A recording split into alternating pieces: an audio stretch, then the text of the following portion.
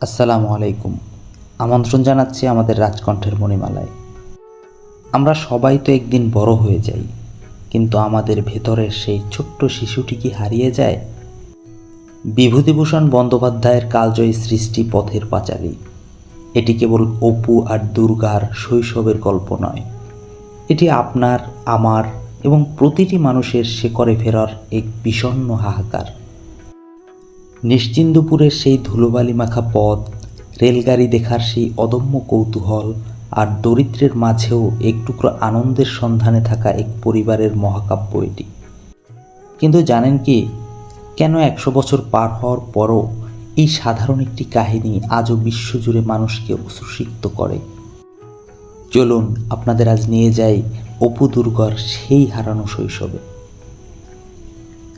কয়েকদিন ধরেই খুব বর্ষা চলছে, বৃষ্টির কোনো বিরাম নাই। একটু থামে, আবার অমনি জোরে আসে। বৃষ্টির ছাটে চারপাশ ধোয়া ধোয়া। এর মাঝে হরিহর শুধু 5টি টাকা পাঠিয়েছে, তাও অনেক দিন হয়ে গেছে। এরপরে তার আর কোনো খোঁজ নাই। রোজ সকালে উঠে সর্বজয়া ভাবে আজ ঠিক খবর আসবে। সর্বজয়া হরিহরের স্ত্রী, তাদের কন্যার নাম দুর্গা আর পুত্রের নাম অপু। হরিহর একজন মধ্যবিত্ত গৃহস্থ ব্রাহ্মণ। তার অর্থনৈতিক অবস্থা খুব একটা ভালো না। সামান্য কিছু জমি জমা আছে, তাই দিয়েই সংসার চলে। হরিহর একজন ব্রাহ্মণ, আর তাই ছেলেবেলায় বেশ কিছু লেখাপড়াও শেখা হয়েছিল। বর্তমানে নিশ্চিন্দপুর গ্রামেই তাদের বসবাস। হরিহরের পূর্বপুরুষ এখানে বসবাস করতেন না, তাদের আদিবাস ছিল যশোরে।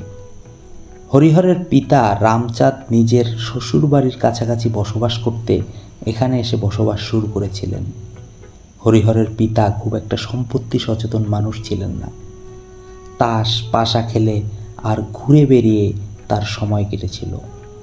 তার ধারণা ছিল যে শ্বশুরের এত সম্পত্তি আছে যে পরবর্তী কয়েক জেনারেশন বসে খেতে পারবে, যদিও পরবর্তীতে তার এই ধারণা ভুল প্রমাণিত হয়েছিল। হরিহর খুব লাজুক স্বভাবের হওয়ায় সবাই তাকে ঠকাতো, এমনকি তার পাওনা টাকাও আদায় করতে পারত না। আর এ কারণেই তীব্র অর্থ সংকটে ভুগতে থাকে তার সংসার। হরিহর অত্যন্ত আশাবাদী মানুষ। স্বপ্নে দেখেন একদিন তার অনেক শিষ্য হবে, ভাগ্য ফিরবে, কিন্তু বাস্তবে তার ভাগ্য কখনো ফেরে না। অন্যদিকে সর্বজয়া একাই লড়ে যায় দরিদ্রের সাথে। আভিজাত্য বজায় রাখার চেষ্টা আর দুবেলা অন্নের সংস্থান করতে করতে সে বড় ক্লান্ত। খুব অল্প বয়সে হরিহরের বিয়ে হয়েছিল। তখন সর্বজয়ার বয়স সবে 10 কি 11 বছর। বিয়ের পরে সংসার জীবনে হরিহরের খুব একটা মন ছিল না, তাই একদিন সংসার ত্যাগ করে বেরিয়ে পড়েছিল দেশ বিদেশ ঘুরে বেড়াবে বলে। কাশী, গয়া, বেনারস এসব জায়গায় গিয়ে ব্রাহ্মণ পণ্ডিতের মতো ঘুরে বেরিয়েছে হরিহর। পরবর্তীতে এক সময় তার মনে হয়েছে যে তারও তো একটা স্ত্রী আছে, তার সাথে সংসার করতে হবে, তার কাছে ফিরে যেতে হবে। এরপরে দীর্ঘ 8 বছর পরে হরিহর আবার গ্রামে ফিরে আসে। প্রথমে সে শ্বশুর বাড়ি যায়, সেখান থেকে সর্বজয়াকে সাথে নিয়ে ফিরে আসে তার গ্রাম নিশ্চিন্দপুরে। সর্বজয়াকে সে যেন আবার নতুন করে আবিষ্কার করে। সেই তরুণী সর্বজয়া আর নেই, কে যেন তাকে ভেঙে আবার নতুন করে গড়েছে, দেখতে আরও সুন্দরী হয়েছে। আর এরপর থেকেই শুরু হয় হরিহর সর্বজয়ার নতুন সেই অভাবের সংসার। তখন থেকে হরিহর চেষ্টা করেছিল নিশ্চিন্দপুরে মোটামুটি একটা সংসার স্থাপন করতে। প্রথমে দুর্গা জন্মগ্রহণ করে, এর কিছুদিন পরে আসে অপু। তাদের সংসারে আরও একজন অবাঞ্ছিত অতিথি ছিলেন, নাম ইন্দিরা ঠাকরুন। সে হরিহরের অনেক দূর সম্পর্কের এক বোন। দুর্গা আদর করে তাকে পিতি বলে ডাকে। প্রচণ্ড ভালোবাসে দুর্গা তাকে। তবে সর্বজয়া কিছুতেই এই অবাঞ্ছিত ননদকে সহ্য করতে পারত না। সর্বজয়া দেখতে সুন্দরী হলেও স্বভাবে ছিল ঝগড়াটে। টানাটানির সংসারে সে অতিরিক্ত অন্ন ধ্বংসকারী কাউকে সহ্য করত না, আর এ নিয়ে ইন্দিরা ঠাকরুনকে কটু কথা শোনাতেও ছাড়ত না। ইন্দিরা ঠাকরুন মাঝে মাঝে অভিমান করে অন্য কোনো আত্মীয়ের বাড়িতে চলে যেতেন। কিন্তু এ বাড়ির মায়াই হোক বা অন্য কোথাও থাকার অসুবিধার জন্যই হোক, সে আবার ফিরে আসতেন এই বাড়িতে। ইন্দিরার একমাত্র সম্বল ছিল ছেঁড়া কাপড়ের একটা পুটলি আর পুরনো একটি ঘটি। এই সংসারে একমাত্র দুর্গাই ইন্দিরা ঠাকুরনকে মন প্রাণ দিয়ে ভালোবাসত। আর এ নিয়ে সর্বজয়া মাঝে মাঝে হিংসাও করত। সর্বজয়ার সবসময় মনে হতো দুর্গা তার থেকে ইন্দিরাকে বেশি ভালোবাসে। ইন্দিরা ঠাকুরনের একটা মেয়ে ছিল, অনেক বছর আগে মারা গিয়েছে। হরিহরের এই ছোট্ট মেয়েটির মাঝে সে নিজের মেয়ের ছায়া দেখতে পায়। হরিহরের পাশের জীর্ণ জোড়াতালি দেয়া ঘরে কোনো রকমে বসবাস করে সে। সর্বজয়ার শত অপমান চোখ বন্ধ করে সহ্য করে সে। দুর্গা পিসিমায়ের মুখে পুরনো রূপকথার গল্প ছড়া শুনতে বেশ পছন্দ করে। পিসি এমন অসহায় অবস্থা দেখে তার মায়াও হয় মাঝে মাঝে। তাই তো সে কোথাও চলে গেলে দুর্গা সর্বপ্রথম তাকে ফিরিয়ে আনতে যায়, বারবার বলতে থাকে তাকে বাড়িতে আসার জন্য। আর ইন্দিরা ঠাকুরন এই আবদার কখনোই ফেলতে পারে না। যেখানেই যাক বারবার ফিরে আসে আবার এই বাড়িতে। এভাবে একবার রাগ করে প্রায় 3 মাস সে অন্য কোনো আত্মীয়ের বাড়িতে ছিল। দুর্গা সেখানে গিয়ে বারবার তাকে ফিরে আসতে বলে। তাই দুর্গার অনুরোধ ফেলতে না পেরে জীর্ণ জ্বর আক্রান্ত শরীর নিয়ে সে আবার ফিরে আসে সর্বজয়ার বাড়িতে। কিন্তু সর্বজয়া তাকে আশ্রয় দিতে রাজি নয়। সে চায় না কোনোভাবেই ইন্দিরা ঠাকুরন এই বাড়িতে থাকুক। তাই একরকম বাধ্য করে তাকে এই বাড়ি ত্যাগ করতে। বাধ্য হয়ে নিজের পুটলি সাথে নিয়ে 70 বছরের বুড়ি আবার বাড়ি থেকে চিরকালের মতো বের হয়ে যায়। কিন্তু তার যে যাওয়ার কোনো জায়গা নেই। তাই তো পালিতদের বাড়ির গোলার কাছে গিয়ে বসে পড়ে সে। জ্বর শরীরে আর চলার শক্তি নাই। জীবনের শক্তিও বোধ হয় শেষ হতে চলেছে। আশেপাশের মানুষজন জড়ো হয়, তারা মুখে পানি দেয় তার। এরপরে নীরবে ইহলোক ত্যাগ করে ইন্দিরা ঠাকুরন। এরপরে প্রায় 5 বছর কেটে যায়। হরিহর এখন পুরোদস্তুর একজন সাংসারিক মানুষ। অনেক কষ্টে কিছু আয় করে সংসার চালায়। গরিব অভাবী ঘরে জন্মালেও অপু দুর্গার শিশুসুলভ চাঞ্চল্যে কোনো ভাটা পড়ে না। বনে বাদারে ফুটে থাকা ফুল ও ফল নিয়ে দুর্গার মনে বড় কৌতূহল। কোন গাছে কোন ফল পেকেছে, কার আমবাগানে আমের বোল ধরেছে, এসব খবরই দুর্গার নখদর্পণে থাকত। সারাদিন সমস্ত গ্রাম ঘুরে বেড়ায় এবং রাস্তা থেকে যা প্রয়োজনীয় মনে হয় তাই কুড়িয়ে নিয়ে আসে। খুব ছোট সামান্য জিনিস পেয়েই দুর্গা বড় খুশি হয়ে যেত, আর তা নিয়ে এসে সংগ্রহ করে রাখে নিজের পুতুল খেলার বাক্সের ভিতরে। দুর্গার সারাটা দিন অপুকে নিয়েই কাটে। মেলায় গেলে নিজের জন্য কিছু আনুক আর না আনুক, অপুর জন্য একটা খেলার পুতুল আনবেই সে। আর এদিকে অপুরও ছিল অদ্ভুত এক কৌতূহল প্রবণ মন। বড় হওয়ার সাথে সাথে তার মনের কৌতূহল ও আবেগ আরও বাড়তে থাকে। অপু বইপত্র পড়তে বেশ ভালোবাসত। বইয়ের কিছু অংশের মানে বুঝতে পারত, আর বাকিটা মনের কল্পনা দিয়ে পূরণ করে নিত। মহাভারতের গল্প তার ভীষণ প্রিয়, বিশেষ করে কুরুক্ষেত্রের যুদ্ধের কাহিনী। মায়ের মুখে এসব গল্প শুনতে শুনতে সেই গল্পের মধ্যে সে হারিয়ে যায়। নিজেকে সে মহাভারতের এক বীর হিসেবে কল্পনা করে। বনে বাদারে হাঁটতে হাঁটতে কুড়িয়ে পাওয়া বাঁশের ছোট্ট কঞ্চি কুড়িয়ে নিয়ে তাকে অস্ত্র হিসেবে কল্পনা করে নিজের খেয়ালেই যুদ্ধ করতে থাকে। আবার কখনো তার এই কর্মকাণ্ড কেউ দেখে ফেললে ভীষণ লজ্জা পেয়ে চুপসে যেত। এ আনন্দ যেন একান্তই তার নিজের। এখানে কেউ প্রবেশ করুক তা অপু কখনোই চায় না। অপু ও দুর্গা ধীরে ধীরে বড় হয়ে উঠছে। তাদের বড় হয়ে ওঠার পথে নানান ঘটনাবলী আপনাকে নাড়া না দিয়ে পারবে না। একবার অপু, দুর্গা আর তাদের কয়েকজন পাড়ার বন্ধু মিলে বনভোজনের আয়োজন করে। গ্রামের প্রায় সবাই দরিদ্র, তাই তাদের কাছে বনভোজন করার মতো সেরকম উপকরণ ছিল না। তাই তাদের রান্নার মেনুতে ছিল সামান্য কিছু ভাত, কাঁচা কাঁচা বেগুন ভাজা আর সামান্য ওল সেদ্ধ। তবে এই সামান্য সাদামাটা খাবারেই তারা ভীষণ খুশি, কারণ তারা নিজেরা রান্না করেছে, তাও আবার জঙ্গলে। তাই এই খাবারই তাদের কাছে যেন অমৃতের মতো। শিশু মনে আনন্দ যেন আর ধরে না। অপু আর দুর্গা সারা দিন ভবঘুরের মতো গ্রামে গ্রামে ঘুরে বেড়ায়, বনে বাদারে হাঁটতে থাকে। আর গ্রামে ঝড় বৃষ্টি হলে তো কথাই নেই। আমের মৌসুমে ঝড়ের মধ্যে আম কুড়ানোর লোভ তারা সামলাতে পারে না। তাই তো একদিন ঝড়ের মধ্যে অপু আর দুর্গা গ্রামে আম কুড়াতে বের হয়। কিন্তু দুর্গা হঠাৎ লক্ষ্য করে যে ঝড়ের গতি আস্তে আস্তে প্রচণ্ড বেগে বাড়ছে। আর এমন অবস্থায় কোনোভাবেই আর বাড়িতে ফেরা সম্ভব হচ্ছে না। তখন তারা দুই ভাই বোন একটা গাছের নিচে আশ্রয় গ্রহণ করে। ঝড়ের বৃষ্টিতে দুজনেই ভিজে চুপচুপে হয়ে যায়। শীতে কাঁপতে থাকে তারা। দুর্গা প্রাণপণে চেষ্টা করে তার ছোট্ট শাড়ির আঁচল দিয়ে অপুকে ঢেকে রাখতে। শীতে অপুকে কাঁপতে দেখে দুর্গা তাকে জড়িয়ে ধরে। এরপরেও তারা সেখানে থাকতে না পেরে দৌড়ে বাড়িতে ফিরে আসে। বাড়িতে ফিরে যেন তারা রক্ষা পায়। অবশ্য তাদের এমন কর্মের জন্য মায়ের কাছ থেকে বেশ বকাও খেতে হয়। এই ছোট ছোট কাহিনীগুলো বুঝিয়ে দেয় যে অপু আর দুর্গার শৈশবে কত তুচ্ছ বিষয়েও তারা খুশি হয়ে উঠত। তখনকার গ্রামে মানুষ বিশ্বাস করত কিছু মানুষ আছে যারা ডাইনির মতো। তাদের দৃষ্টি খারাপ, তাদের কাছে গেলে অমঙ্গল হয়। তেমন একজন নারী ছিলেন আতুরী ডাইনি। ঘটনাক্রমে অপু একদিন সেই আতুরী ডাইনির বাড়ির সামনে গিয়ে পড়ে। ছোটবেলা থেকেই অপু দুর্গার মনে এই আতুরী ডাইনির ব্যাপারে ভীষণ ভয় ছিল।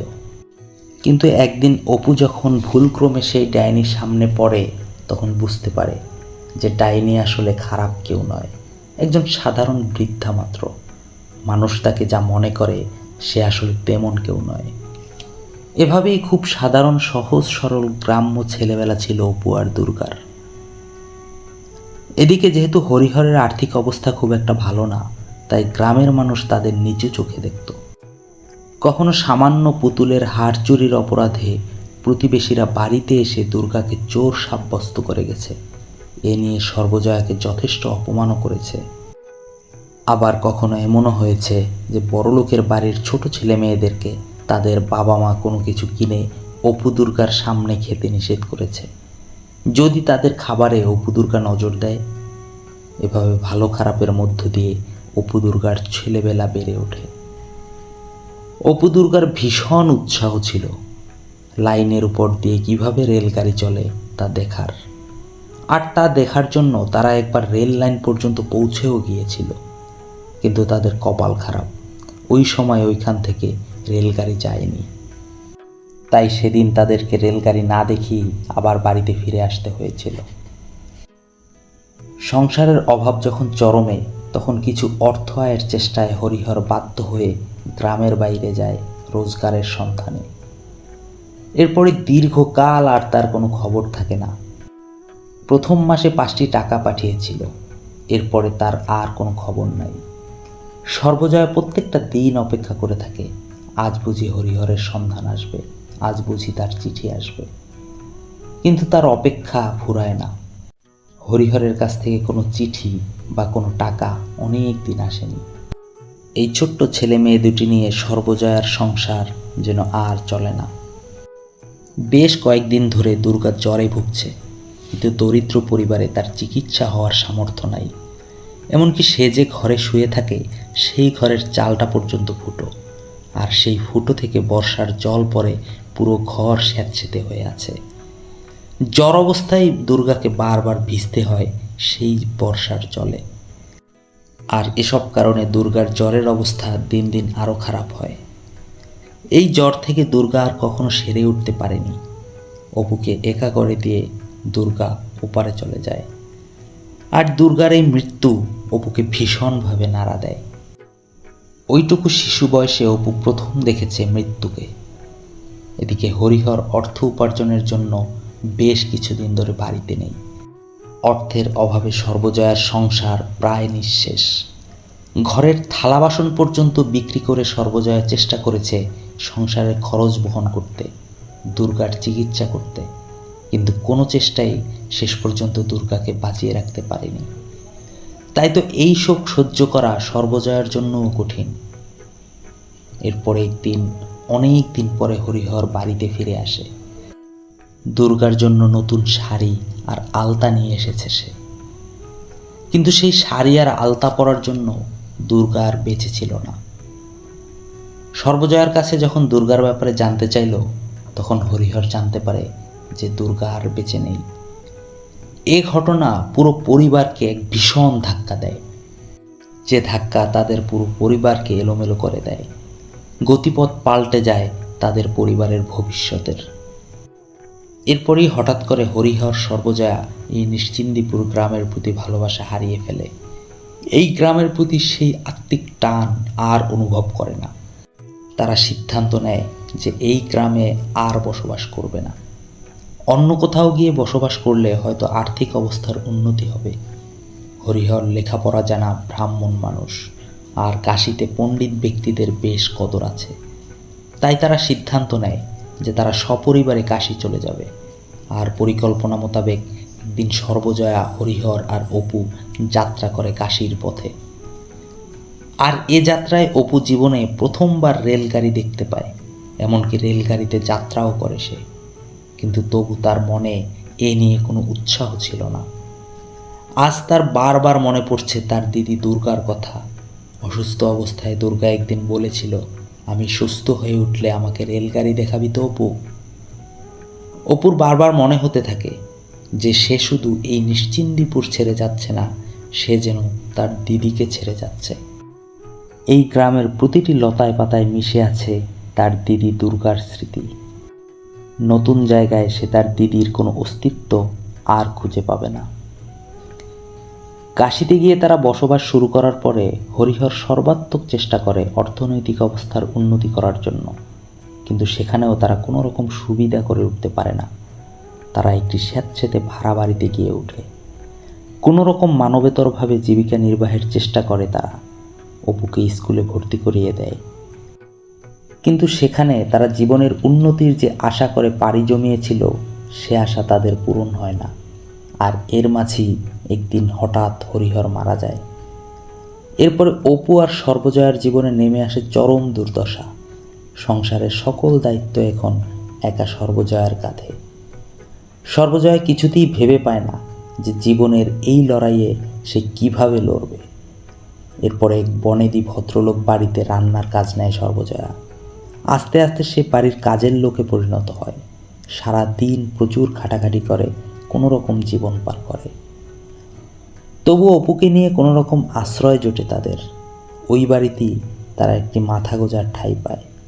অথচ গ্রামে একদিন এই অপু কত আদর ও ভালোবাসা নিয়ে বেড়ে উঠতেছিল। ভাগ্যের কি নির্মম পরিহাস। আর এমন পরিস্থিতিতে অনেকটা বাধ্য হয়েই অপুর মানসিক শক্তি অনেকটা বেড়ে যেতে থাকে। আস্তে আস্তে ভবিষ্যৎ লড়াইয়ের জন্য পরিণত হতে থাকে অপু। জীবনের জটিলতাগুলো বুঝতে শিখে, আর বুঝতে পারে যে জীবনে তাকে অনেক কিছু করতে হবে। সে স্কুলে যাওয়া শুরু করে, তবে সেখানেও তাকে মানুষের খারাপ আচরণের মুখোমুখি হতে হয়। অবহেলা, প্রতিহিংসা তার নিত্যদিনের সঙ্গী। মাথার উপর পিতার ছায়া নেই। তার মা মানুষের বাড়িতে কাজ করে, তাই সহজ সরল স্বাভাবিক বাল্যকাল তার কপালে আর জোটে না। অপুর জীবন সংগ্রামের প্রস্তুতি যেন এখান থেকেই শুরু হয়।